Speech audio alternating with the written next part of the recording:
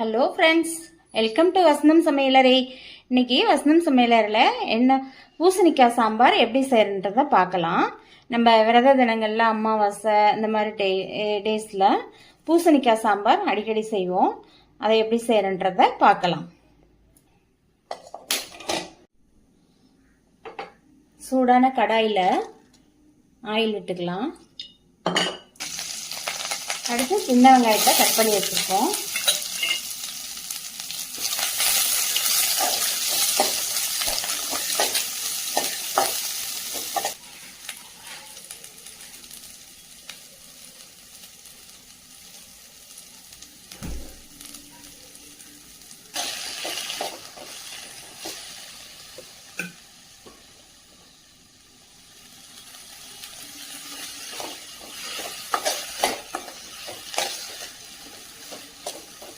பூசணிக்காயை add பண்ணிக்கலாம்.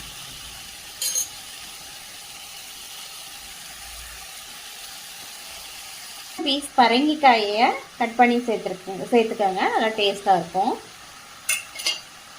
Add பண்ணிக்கோங்க தேவையான அளவுக்கு.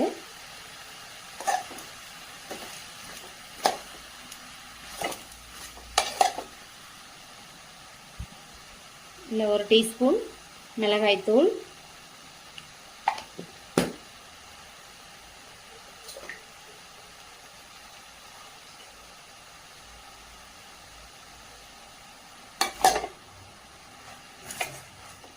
இதை நல்லா கலந்து விடுங்க. கலந்து விட்டுட்டு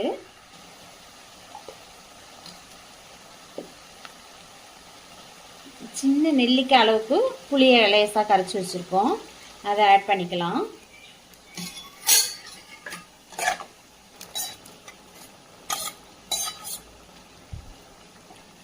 பெருங்காயத்தூள் ஆட் பண்ணிக்கோங்க.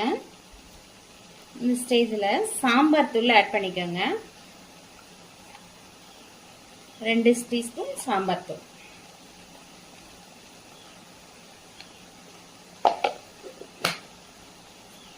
இறக்கலாம். அவ்வளோதான், நம்மளோட பூசணிக்காய் சாம்பார் ரெடி ஆயிடுச்சு.